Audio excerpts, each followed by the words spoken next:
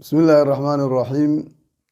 الحمد لله رب العالمين وبه نستعين على أمور الدنيا والدين، وصلى اللهم على نبينا محمد وعلى آله وأصحابه ومن تبعهم بإحسان إلى يوم الدين.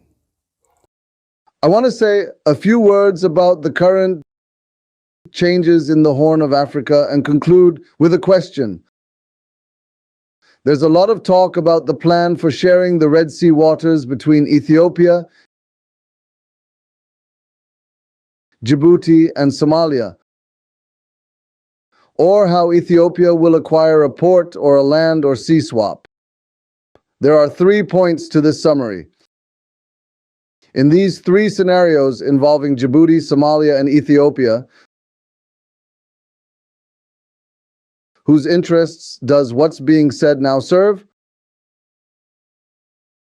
The first question is, it's said that Ethiopia will take 70% of Djibouti's territory, the part inhabited by the Afar people. The largest of these are the Tijore and Obok regions. These regions will also be added to Ethiopia's Afar territory. From this, Ethiopia will gain a sea route or a port where it meets the Red Sea. This port is still near Bab el Mandab, and I will address this specifically. In return, Ethiopia will give Djibouti 2 large regions, the area known as Dir Daba and the surrounding city and small towns, regions that are part of Ethiopia and will be annexed to Djibouti. The Awdal region of Somalia will also be annexed, and it will all become Djibouti and be governed from the state of Djibouti. The people of Djibouti city, the people of Awdal, and the people of Dirir will form a single state called Djibouti.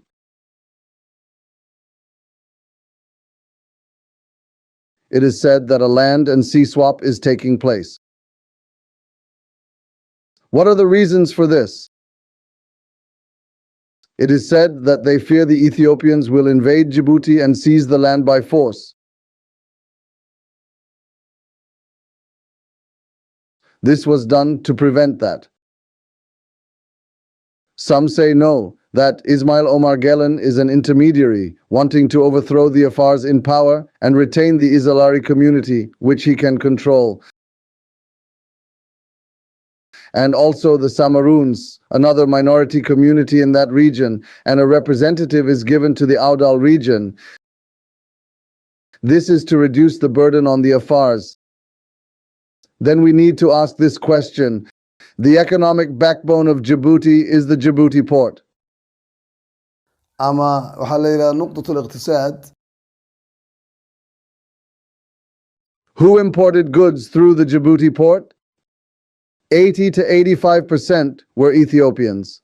If Ethiopia gets a port in Obok, then this is over, because they will no longer import anything from Somalia. Countries dependent on Ethiopia, like South Sudan, will import goods from Ethiopia. Their goods will come from Ethiopia. What is Djibouti's interest? That's the question that needs to be asked. If such a thing exists, what is its interest? Also, 2/3 of Dir Dabi are settled, and there are now more Oromos and Amhars living there than Somalis, as we've heard.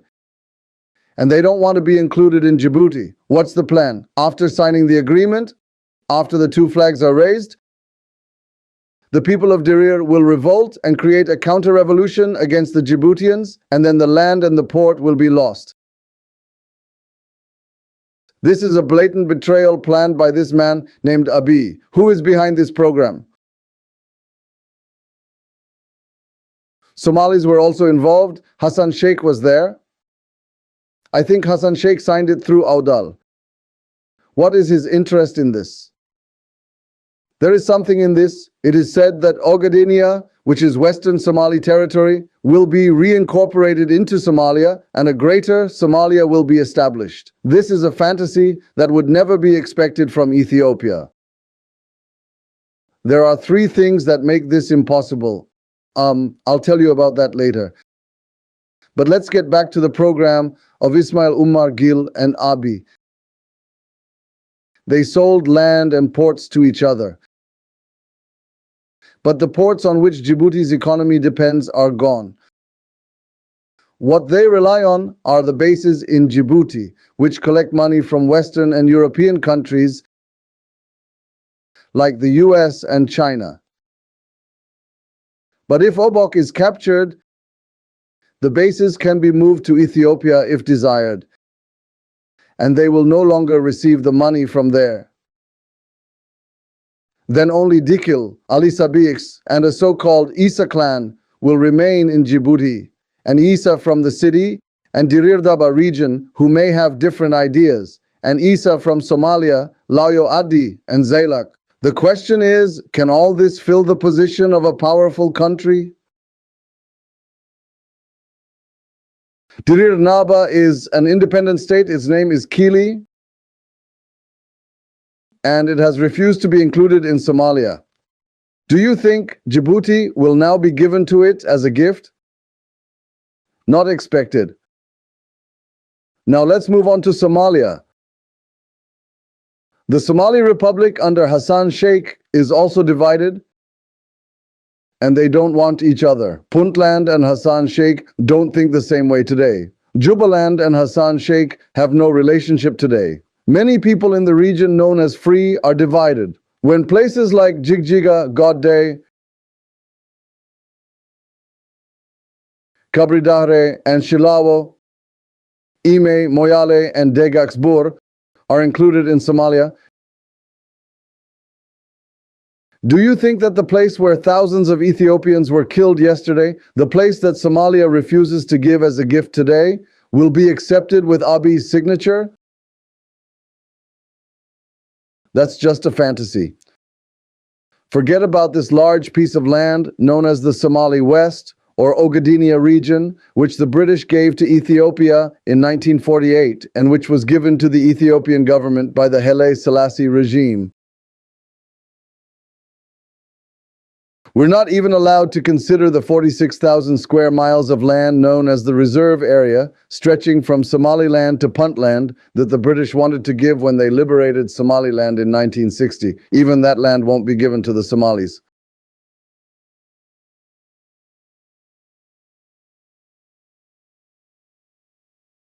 So I don't know what the Somalis are doing there. Does the new master who rules Southern Somalia today, or all Somalis, including Turkey, approve of this? Does Turkey approve of this? Because Bab el-Madaq is where Djibouti is now located, and the area directly opposite Djibouti is the land inhabited by the people known as Afarta. If this happens and Abiy takes it, these are the lands that will now be seized. So Abiy will be the leader of Africa on the Bab el-Madaq side and the leader of the Arabian Peninsula on the Yemen side. This small canal is 16 miles or 32 kilometers long. 12 or 14% of the world economy passes through here. The Suez Canal and the Red Sea are on both sides. The Suez Canal is in the north, the Red Sea in the south. It's not a canal, it's a narrow passage. But there's a lot of money involved. The Red Sea is there, and it's 1,200 miles wide, 1,200 miles. If Ethiopia gets involved in this crucial canal, Israel will gain a significant base in the Red Sea. Israel's right hand in Africa. This program could also create problems for Egypt, Saudi Arabia, Yemen, and Turkey. And they're all trying to avoid Israeli expansion.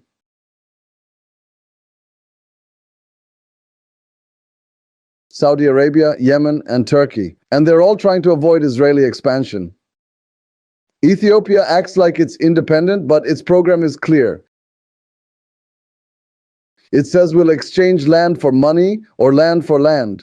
When Abiy was speaking, he said they have the most famous plan in Africa, ready to give double the share to anyone who signs an agreement with us. I don't know if Ismail Omar Gele and Hassan Sheikh Mohammed are Somali representatives who are aware of this plan, but it's clear where the mediation is taking place. He also said they have the largest dam in Africa and they'll give a portion of the money from it to anyone who facilitates this for us. He said this in front of his own parliament. He said he would threaten if this wasn't done. He said that the so-called Golan Heights, which the Jews seized from Syria in 1967, were taken for security reasons. Israel supports the occupation of the Golan Heights.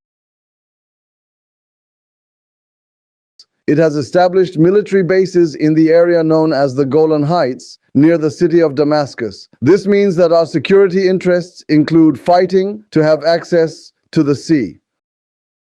When Djibouti and Somalia are united, the area where 25 million Somalis live is more than 5,000 square kilometers.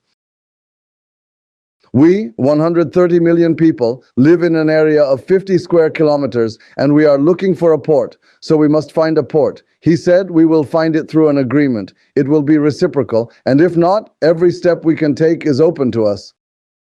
I think the elders have become mediators on one side and cowardly on the other.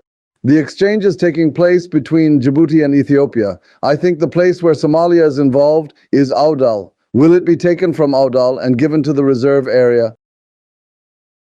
That's a fantasy. The Somalis living in the region now called Western Somalia may be accepted by the people, but their politicians won't. Because the politicians seem to have two problems. One side was once united, now divided. The other, known as the free side, where leaders can't even visit each other in some areas. They called it a war zone, and they still do. Including them won't change anything. The people want Somalis to unite and become a great Somalia, but they don't want Somali politicians who agree with each other. On the other hand, Hargeisa says they are independent and free, that they have a government, and that it's called Somaliland. And Audal will not allow it to be divided and included in Djibouti. We will see how he and the Jews will react. Perhaps they will silence the Ethiopians because Ethiopians and Jews are interconnected. On the other hand, it could be that Hassan Sheikh is afraid to say, if you don't accept our demands, we will recognize the Somaliland administration. If we recognize Ethiopia, South Sudan, and India will follow suit.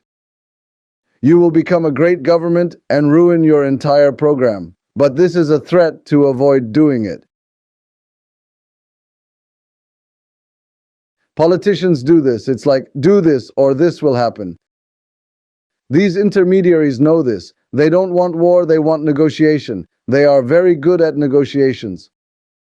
When it comes to them, they are good at this. They are not interested in nationalism, power, and the like. Hassan Sheikh Mohammed already went to Jijiga and said that this is Ethiopian territory. He had accepted this during his previous Somali presidency as well. However, it is also possible that he is cornered. And it's possible he agreed, saying, take what you want, divide it in Audal, don't interfere with me, don't support opposition against me. Turkey was sent to him, and he was told to remain silent so that Turkey wouldn't provoke us. I made a deal with this man and draw borders in the south and north, but leave his port to him and leave a part of Obok to him. If the Saudis, Yemenis, and Egyptians accept it, I don't think they will. This program is being managed by Ismail Omar Gele and Abiy. Somalia was included. Hassan Sheikh was only added to the meeting, but his position doesn't matter. Who came up with this idea? I don't know who came up with it, but it's an idea being worked on by many intermediaries, keeping the Afars on one side and the Isalari on the other.